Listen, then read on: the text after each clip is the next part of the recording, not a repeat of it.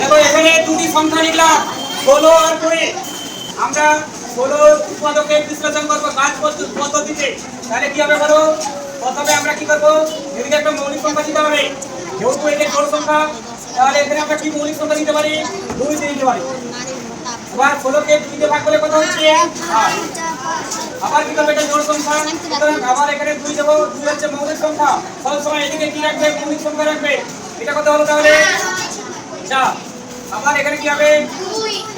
2 2 দিয়ে কত হলো? 4। বুঝে গেল?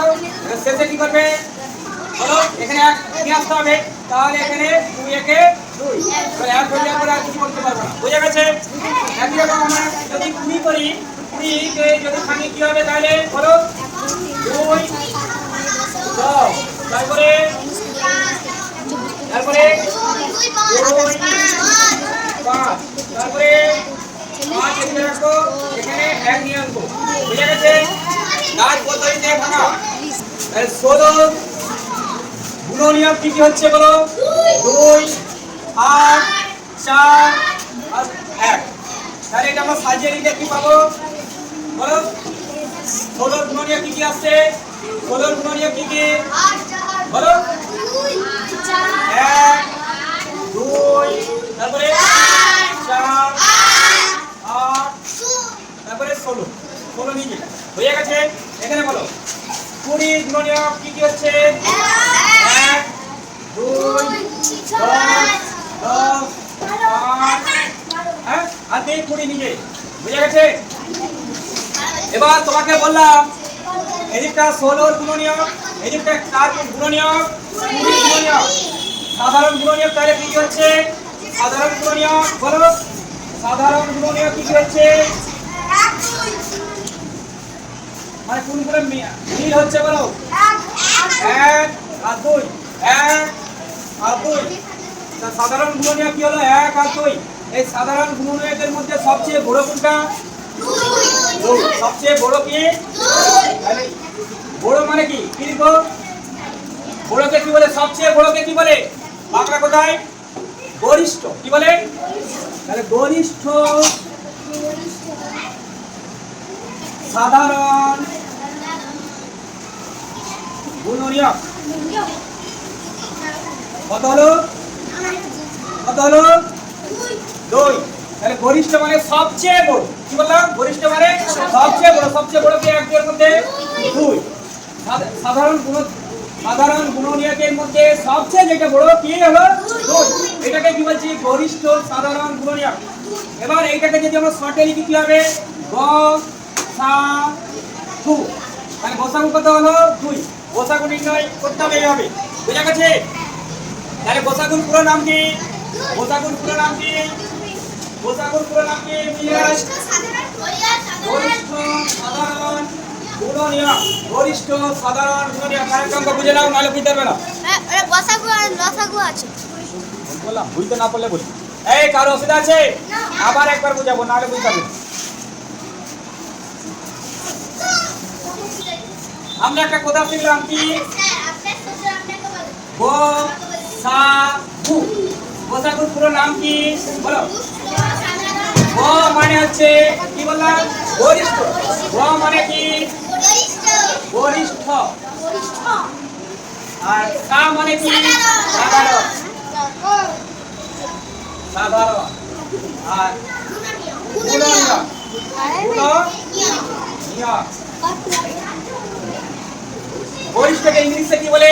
সবচেয়ে বড়। ইংলিশে কি বলে? কে বলতে পারে? কে বলতে পারে? সবচেয়ে বড়কে ইংলিশে কি বলে? হাইস্ট। কি বলে? তাই তো? সবচেয়ে বড়। হ্যাঁ, তাই ইংরেজি কি? হাইস্ট। আর সাধারণ কথা ইংলিশে কমন। কি? কমন। কমন। আর গুণনীয়ক কালকে বলেছিলাম না? ফ্যাক্টর। তাহলে কি শর্টকাটে কি হবে? এই সি এফ। এই সি এফ এ আমরা বাংলায় বলছি কি? গসাগু। তাহলে গসাগুর পুরো নাম কি? গরিষ্ঠ সাধারণ গুণনীয়ক। তাহলে গসাগুর পুরো নাম বুঝে গেছে? আবার এটা এই ধারণাটা বুঝে নাও। গরিষ্ঠ মানে কি? গরিষ্ঠ মানে বড় নয়। এরা এরা আমি বলতে পারি এই বেঞ্চে সবাই বড়, কিন্তু গরিষ্ঠ মানে কি?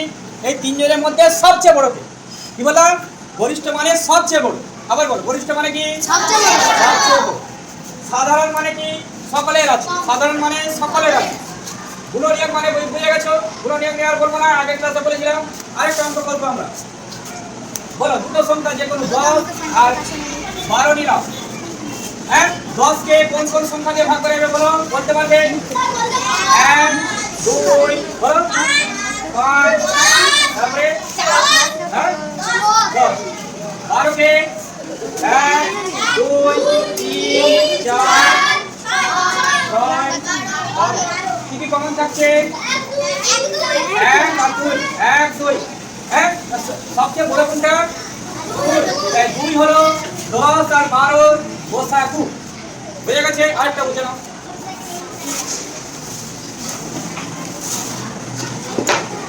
ধরো 15 আর 30। 15 কে কোন কোন সংখ্যা দিয়ে ভাগ করে বলো? 1 3 5 15 হয়ে গেছে। এবার 30 কে 1 2 3 5 6 15 তারপর কি কি কমন আছে? তাহলে 15 এর গুণনীয়ক কি কি আসছে? আর নয়, এই ভালো করে বুঝো। 15 এর গুণনীয়ক কি কি আসছে? 1 3 5 15 20 সরি 30 এর গুণনীয়ক কি কি? 1 2 3 5 6 7 30। কোনটা কোনটা সাধারণ? 1 1, তারপরে 5 5, তারপরে 15 15 তিন হবে না? 3 3 বুঝে গেছে?